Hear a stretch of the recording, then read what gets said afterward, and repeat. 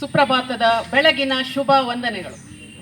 ಈ ಸಮಾರಂಭದ ಅಧ್ಯಕ್ಷತೆ ವಹಿಸಿರುವ ನಮ್ಮ ಕಾಲೇಜಿನ ಪ್ರಾಂಶುಪಾಲರಾದ ಶ್ರೀ ಕೆ.ಎಸ್. ವೀರೇಶ್ರವರೇ, ಸಿವಿಲ್ ವಿಭಾಗದ ಮುಖ್ಯಸ್ಥರಾದ ಶ್ರೀ ಕೆ.ಜಿ. ಸುರೇಶ್ರವರೇ, ಎಲ್ಲ ನನ್ನ ಸಹೋದ್ಯೋಗಿ ಮಿತ್ರರೇ, ನನ್ನ ಪ್ರೀತಿಯ ವಿದ್ಯಾರ್ಥಿನಿಯರೇ, ಎಲ್ಲರಿಗೂ ನನ್ನ ಹೃತ್ಪೂರ್ವಕವಾದ ಸ್ವಾಗತ, ಸುಸ್ವಾಗತ.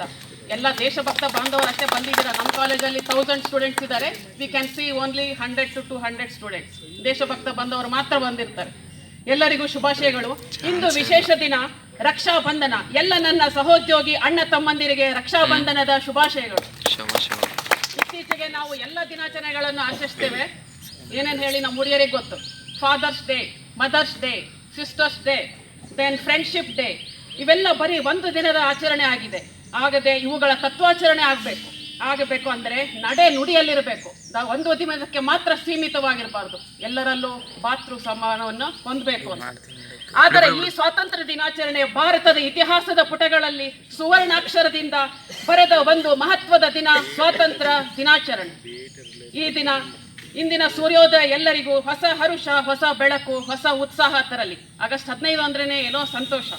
ಉತ್ತರದಲ್ಲಿ ಉತ್ತುಂಗದ ಹಿಮಾಲಯ, ದಕ್ಷಿಣದಲ್ಲಿ ಅಗಾಧ ಶರದಿ, ಒಂದೆಡೆ ದಟ್ಟ ಕಾಡು, ಒಂದೆಡೆ ಮರುಭೂಮಿ, ಎತ್ತ ನೋಡಿದಡತ್ತ ಹಚ್ಚ ಹಸುರಿನ ಲೋಕ.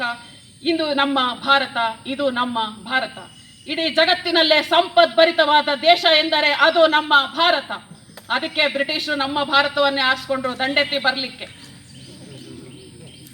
ಇಡೀ ಜಗತ್ತಿನಲ್ಲಿ 6.5 ಲಕ್ಷ ಜನರ ಬಲಿದಾನದಿಂದ ಸ್ವಾತಂತ್ರ್ಯಗೊಂಡ ದೇಶವೆಂದರೆ ಅದು ನಮ್ಮ ಭಾರತ.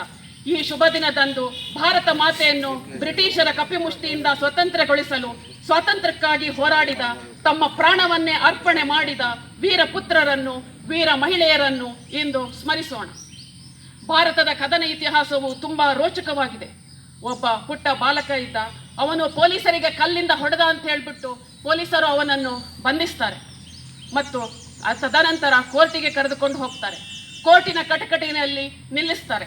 ಆಗ ಜಡ್ಜ್ ಸಾಹೇಬ್ರು ಪ್ರಶ್ನೆ ಕೇಳ್ತಾರೆ. ನಿಮ್ಗೆಲ್ಲ ಗೊತ್ತಲ್ಲ, ಮೊದಲನೇ ಪ್ರಶ್ನೆ ಕೇಳ್ತಾರೆ, ಬಾಲಕ ನಿನ್ನ ಹೆಸರೇನು ಅಂತ. ಆ ಬಾಲಕ ಹೇಳ್ತಾನೆ, ನನ್ನ ಹೆಸರು ಆಜಾದ್ ಅಂತ. ಆಗ ಜಡ್ಜ್ ಸಾಹೇಬ್ರು ಎರಡನೇ ಪ್ರಶ್ನೆ ಕೇಳ್ತಾರೆ, ನಿಮ್ಮ ತಂದೆಯ ಹೆಸರೇನು ಅಂತ. ನಿಮ್ಮಂತ 10 ಜಡ್ಜ್ ಸಾಹೇಬ್ರನ್ನ ಆಳೋ ಸ್ವಾಧೀನತೆ ಉಳ್ಳವನು ನಮ್ಮ ಅಪ್ಪ ಅಂತ ಹೇಳ್ತಾನೆ. ಆಗ ಒಬ್ಬರು ಜಡ್ಜ್ ಸಾಹೇಬ್ರು ಮೂರನೇ ಪ್ರಶ್ನೆ ಕೇಳ್ತಾರೆ, ಭಾರತ ನಿಮ್ಮ ಮನೆ ಎಲ್ಲಿದೆ ಅಂತ ಹೇಳ್ತಾರೆ. ಕೇಳ್ಬೇಕು ತಾನೆ, ಅವರೆಲ್ಲ ನೋಟ್ ಮಾಡ್ಕೋತಾ ಇರ್ತಾರೆ, ಜಡ್ಜ್ ಬರ್ಕೋತಾ ಇರ್ತಾರೆ. ಜಡ್ಜ್ ಸಾಹೇಬ್ರು ಕೇಳಿದಾಗ ಬಾಲಕ ಹೇಳ್ತಾನೆ, ಭಾರತವೇ ನಮ್ಮ ಮನೆ. ಹೇಗಿದ್ರು ಅವನಿಗೆ ಗೊತ್ತು ಸೆರೆಮನೆಗೆ ಹಾಕ್ತಾರೆ ಅಂತ.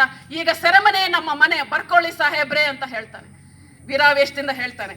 ಜಡ್ಜ್ ಸಾಹೇಬ್ರಿಗೆ ಸಿಟ್ಟು ಬಂತು. ಅವನಿಗೆ 12 ಚಡಿಯೇಟಿನ ಶಿಕ್ಷೆ ಕೊಡ್ತಾರೆ. ಪೊಲೀಸರು ಅವನಿಗೆ 12 ಚಡಿಯೇಟು ಕೊಡ್ತಾ ಇರ್ತಾರೆ.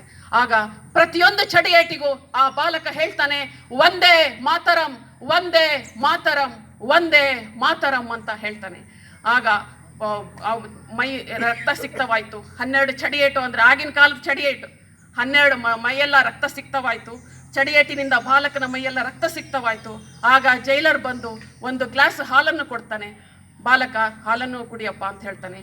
ಆಗ ಬಾಲಕ ಹೇಳ್ತಾನೆ, ನಮ್ಮ ದೇಶಕ್ಕೆ ಸ್ವಾತಂತ್ರ್ಯ ಸಿಗುವವರೆಗೂ ನಾನು ಹಾಲನ್ನು ಕುಡಿಯುವುದಿಲ್ಲ ಅಂತ ಹೇಳ್ತಾನೆ. ಆಗ ಜೈಲರ್ ಬಂದು ಮತ್ತೆ ಬಾಲಕನ ತಲೆ ನೇವರಿಸಿ, ಇದು ಜೈಲಿನ ನಿಯಮ, ಅದಕ್ಕೆ ನೀನು ಗಾಯಕ್ಕೆ ಬ್ಯಾಂಡೇಜ್ ಹಾಕಿಸ್ಕೊ ಅಂತ ಹೇಳ್ಬಿಟ್ಟು ₹1.25 ಕೊಡ್ತಾನೆ. ಆಗ ಬಾಲಕ ಅಟ್ಟಹಾಸದಿಂದ ಹೇಳ್ತಾನೆ, ಈ ₹1.25 ತೆಗೆದುಕೊಂಡು ಹೋಗಿ ನಿಮ್ಮ ಬ್ರಿಟನ್ನಿನ ರಾಣಿಗೆ ಕೊಡಿ. ಅವರು ಹೇಳೋ ಹಾಗೆ ಕೇಳೋ ದರ್ದ್ ನಿಮಗಿದೆ ಹೊರತು ನನಗಿಲ್ಲ ಅಂತ ಹೇಳ್ತಾನೆ. ಆಗ ಜಡ್ಜ್ ಸಾಹೇಬ್ರಿಗೆ ಇವನು ಅಟ್ಟಹಾಸದಿಂದ ಹೇಳ್ತಾನೆ, ಮೇ ಆಜಾದ್ ಹೂ, ಆಜಾದ್ ಹೀ ರಹೂಂಗ. ಅವ್ರು ಯಾರು ಅಂತ ಯಾರಿಗಾದ್ರೂ ಗೊತ್ತಾಯ್ತಾ? ಚಂದ್ರಶೇಖರ್ ತಿವಾರಿ ಅಂತ ಅವ್ರ ಹೆಸರು. ಕೊನೆಗೆ ಅವರು ಸ್ವಾತಂತ್ರ್ಯಕ್ಕಾಗಿ ಹೋರಾಡಿದ ಅವ್ರ ಹೆಸರು ಚಂದ್ರಶೇಖರ್ ಆಜಾದ್ ಅಂತಾನೆ ಪ್ರಸಿದ್ಧಿ ಆಯ್ತು. ನಿಮ್ಗೆಲ್ಲ ಗೊತ್ತಿದೆ ತಾನೆ. ಅಂತವರನ್ನ ನೆನಪಿಸಿಕೊಳ್ಳೋದು ನಿಮ್ಮೆಲ್ಲರ ಕರ್ತವ್ಯ. ಅದೇ ತರ ನಾವು the great warrior Alexander Europe ಗೆದ್ದು ಭಾರತಕ್ಕೆ ಬಂದ್ರು. ಅಶೋಕ ಚಕ್ರವರ್ತಿ ಜೊತೆ ಸೆಣಸಾಡಿ ಅಶೋಕ ರಾಜ ವೀರಮರಣವನ್ನು ಹೊಂತಾರೆ. ಆಗ ಅಶೋಕ ರಾಣಿ ಧೃತಿಗೆಡದೆ ಕೃಪಾರಾಣಿ ಅಂತ ಅವಳು ಖಡ್ಗವನ್ನು ಹಿಡಿದು ಅಲೆಕ್ಸಾಂಡರ್ ಜೊತೆ ಹೋರಾಡ್ತಾರೆ. ಆಗ ಅಲೆಕ್ಸಾಂಡರ್ ಕದನ ವಿರಾಮವನ್ನು ಘೋಷಿಸ್ತಾನೆ. ವೀರ ಮಹಿಳೆ ಕರ್ನಾಟಕದಲ್ಲಿ ಅಂದ ತಕ್ಷಣ ಏನ್ ನೆನಪಾಗುತ್ತೆ? ಕಿತ್ತೂರ ರಾಣಿ ಚೆನ್ನಮ್ಮ. ವೀರ ಮಹಿಳೆ ಅಂದರೆ ನಮಗೆ ಕಿತ್ತೂರು ರಾಣಿ ಚೆನ್ನಮ್ಮ ಮತ್ತು ಸಂಗೊಳ್ಳಿ ರಾಯಣ್ಣ ಇವರೆಲ್ಲ ಬ್ರಿಟಿಷರ ಎದುರಿಗೆ ಎದೆ ಸೆಟೆದು ನಿಂತು ಹೋರಾಡಿದವರು. ಕಿತ್ತೂರ ರಾಣಿ ಚೆನ್ನಮ್ಮ ಬೆಳಗಾವಿ ಜಿಲ್ಲೆಯ ಕಿತ್ತೂರಿನಲ್ಲಿ ರಾಜ್ಯಭಾರ ಮಾಡ್ತಾ ಇದ್ರು. ಅವರಿಗೆ ಮಕ್ಕಳಿಲ್ಲದ ಕಾರಣ ಶಿವಲಿಂಗಪ್ಪ ಎನ್ನುವ ಬಾಲಕನನ್ನು ದತ್ತು ತೆಗೆದುಕೊಳ್ತಾರೆ. ಕಿತ್ತೂರು ಸಿರಿತನದಿಂದ ಕೂಡಿತ್ತು. ಆಗ ಬ್ರಿಟಿಷರ ಕಂಗೆಣ್ಣು ಕಿತ್ತೂರಿನ ಮೇಲೆ ಬಿತ್ತು. ಯಾಕೆ ಅಂದರೆ ಆಗ ಈಸ್ಟ್ ಇಂಡಿಯಾ ಕಂಪನಿಯಲ್ಲಿ ದತ್ತು ತೆಗೆದುಕೊಳ್ಳುವ ಹಕ್ಕು ಅಂತ ಇರಲಿಲ್ಲ. ಅದಕ್ಕೋಸ್ಕರ ಅವರಿಗೆ ನೀವು ಕಪ್ಪ ಕೊಡಿ ಅಂತ ರಾಣಿ ಚೆನ್ನಮ್ಮನನ್ನ ಕೇಳ್ತಾರೆ.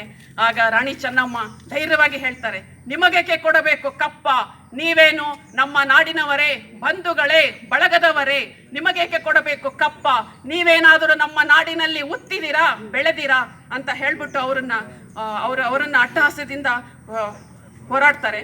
ಆಗ ಚೆನ್ನಮ್ಮ ಹೇಳ್ತಾರೆ, ನಿಮಗೆ ಗೊತ್ತಿದೆ ಆಗ ಧಾರವಾಡದಲ್ಲಿ ಥ್ಯಾಕ್ರೆ ಸಾಹೇಬರು ಕಲೆಕ್ಟರ್ ಆಗಿದ್ರು. ಅವರು ಕಿತ್ತೂರಿನ ಮೇಲೆ ಯುದ್ಧ ಮಾಡ್ತಾರೆ. ಥ್ಯಾಕ್ರೆ ಸಾಹೇಬರನ್ನು ಕಲೆಕ್ಟರ್ ಯುದ್ಧ ಮಾಡಲು ಬರ್ತಾರೆ. ಆಗ ಚೆನ್ನಮ್ಮ ರಾಣಿ ಬ್ರಿಟಿಷರ ರುಂಡ ಚಂಡಾಡಿದರು. ಮಲ್ಲಪ್ಪ ಶೆಟ್ಟಿ ಅನ್ನೋ ದೇಶದ್ರೋಹಿ, ನಮ್ಮಲ್ಲೇ ಇರುವ ದೇಶದ್ರೋಹಿಯೇ ಕುತಂತ್ರದಿಂದ ರಾಣಿ ಚೆನ್ನಮ್ಮನನ್ನು ಬಂಧಿಸ್ತಾರೆ. ಇಲ್ದಿದ್ರೆ ಅವ್ರನ್ನೇನು ಸೋಲ್ಸಕ್ಕೆ ಆಗ್ತಿರ್ಲಿಲ್ಲ. ಎಲ್ಲ ಇತಿಹಾಸದಲ್ಲೂ ನಾವು ನೋಡ್ಕೊತ ಬಂದಿದ್ದೀವಿ, ನಮ್ಮವರೇ ಅವರನ್ನ ಸೋಲಿಗೆ ಕಾರಣರಾಗಿದ್ರು. ಇಂದು ಇನ್ನೊಂದು ವಿಶೇಷ ದಿನ ಎಂದರೆ ಆಗಸ್ಟ್ 15 ಸಂಗೊಳ್ಳಿ ರಾಯಣ್ಣನ ಜನ್ಮದಿನ. ಇವ್ರ ಹೆಸರು ಹೇಳ್ತಾನೆ ನಮಗೆ ಧೈರ್ಯ ಬರುತ್ತೆ, ಹೌದಾನೆ? ಸಂಗೊಳ್ಳಿ ರಾಯಣ್ಣ, ಕಿತ್ತೂರು ರಾಣಿ ಚೆನ್ನಮ್ಮ ಅಂದ ತಕ್ಷಣ ನಮಗೇನೋ ರೋಮಾಂಚನ ಆಗುತ್ತೆ. ಸಂಗೊಳ್ಳಿ ರಾಯಣ್ಣ ಬೈಲಹೊಂಗಲ ತಾಲೂಕಿನ ಸಂಗೊಳ್ಳಿ ಎಂಬ ಗ್ರಾಮದಲ್ಲಿ ಜನಿಸಿದ್ರು. ಸಂಗೊಳ್ಳಿ ರಾಯಣ್ಣ ಕಿತ್ತೂರು ರಾಣಿ ಚೆನ್ನಮ್ಮನ ಸಾಮ್ರಾಜ್ಯದಲ್ಲಿ ಪ್ರಮುಖ ಸೈನಿಕರಾಗಿದ್ರು. ಸಂಗೊಳ್ಳಿ ರಾಯಣ್ಣ ವೀರ ಕ್ರಾಂತಿಕಾರ, ಬ್ರಿಟಿಷರ ಎದೆ ನಡುಗಿಸಿದ ಸ್ವಾಭಿಮಾನದ ದೇಶಾಭಿಮಾನಿ. ಕಿತ್ತೂರಿನ ಸಾಮ್ರಾಜ್ಯ ಕಾಪಾಡುವಲ್ಲಿ ಸಂಗೊಳ್ಳಿ ರಾಯಣ್ಣನ ಮುಖ್ಯ ಪಾತ್ರವಿತ್ತು. ಬ್ರಿಟಿಷರ ಎಂಜಲ ಕಾಸಿಗೆ ಕೈಯೊಡ್ಡಿದ ಅವರ ದೂರದ ಸಂಬಂಧಿಯೊಬ್ಬರಿಂದಲೇ ಕುತಂತ್ರದಿಂದಲೇ ಸಂಗೊಳ್ಳಿ ರಾಯಣ್ಣನನ್ನು ಬಂಧಿಸಲಾಯಿತು. ತದನಂತರ ನೇಣಿಗೇರಿಸಲಾಯಿತು. ಆಗ ಅವರು ನಿಮ್ಮ ಕೊನೆ ಆಸೆ ಏನು ಅಂತ ಕೇಳಿದರೆ ನಂದಗಡದಲ್ಲಿ ನನ್ನನ್ನು ನೇಣಿಗೇರಿಸಿ ಅಂತ ಕೇಳ್ಕೊಳ್ತಾರೆ. ನೇಣಿಗೇರಿಸಿದ ದಿನ ಯಾವುದು ಗೊತ್ತಾ? ಜನವರಿ 26. ಅದನ್ನು ಕೂಡ ನಾವು ಗಣರಾಜ್ಯೋತ್ಸವ ದಿನ ಎಂದು ಆಚರಿಸಲಾಗುತ್ತೆ. ಈಗಲೂ ಕೂಡ ನಾವು ನಂದಗಡಿಗೆ ಹೋದರೆ ನೋಡ್ಬೋದು, ಅವರು ಇದ್ರ ಮೇಲೆ ದೊಡ್ಡ ಆಲದ ಮರ ಬೆಳೆದಿದ್ದಾರೆ. ಎಲ್ಲರೂ ಅದನ್ನು ದೇಶಪ್ರೇಮಿ ಅಂತ ಹೇಳ್ಬಿಟ್ಟು ತುಂಬ ಪೂಜಿಸ್ತಾರೆ ಅಲ್ಲಿ ಜನಗಳು. ಮತ್ತು ಅಲ್ಲಿ ಇದು ಮಾಡಿದವ್ರಿಗೂ ಎಲ್ಲ ಒಳ್ಳೇದಾಗುತ್ತೆ, ಒಳ್ಳೆ ಮಗ ಹುಟ್ಟಲಿ ಅಂತ ಹೇಳಿ ಬೇಡ್ಕೋತಾ ಇರ್ತಾರೆ. ಮತ್ತು ಬ್ರಿಟಿಷರೇ ಭಾರತ ಮತ್ತು ಅದಾದ ತಕ್ಷಣ ಒಂದು 10 ನಿಮಿಷ ಮುಂಚೆ ಮೆಡ್ರಾಸಲ್ಲಿತ್ತು ಅವಾಗ ಈಸ್ಟ್ ಇಂಡಿಯಾ ಕಂಪನಿ ಸೆಂಟರು. ಅವ್ರೇನು ಹೇಳ್ತಾರೆ, ಒಂದು 10 ನಿಮಿಷ ಆಗಿರುತ್ತೆ, ಇವು ನೇಣಿಗೇರಿಸಿ 10 ನಿಮಿಷ ಆದ ತಕ್ಷಣ ಅಲ್ಲಿಂದ ಒಂದು ಪತ್ರ ಬರುತ್ತೆ, ಇಲ್ಲ ಅಂಥ ದೇಶಪ್ರೇಮಿಯನ್ನು ನೇಣಿಗೇರಿಸಬೇಡಿ, ಅಂಥ ದೇಶಪ್ರೇಮಿಯನ್ನು ನೇಣಿಗೇರಿಸಿದ್ದಾದರೆ ನಮಗೆ ಉಳಿಗಾಲವಿಲ್ಲ ಅಂತ ಅಲ್ಲಿಂದ ಲೆಟ್ರ್ ಬರುತ್ತೆ. ಆದರೆ ಅಷ್ಟೊತ್ತಿಗೆ ನೇಣಿಗೇರಿಸಲಾಗ್ಬಿಟ್ಟಿರುತ್ತೆ. ಅದು ಒಂದು ಶೋಕ. ಬ್ರಿಟಿಷರೇ ಭಾರತ ಬಿಟ್ಟು ತೊಲಗಿ ಎಂದು ಕ್ವಿಟ್ ಇಂಡಿಯಾ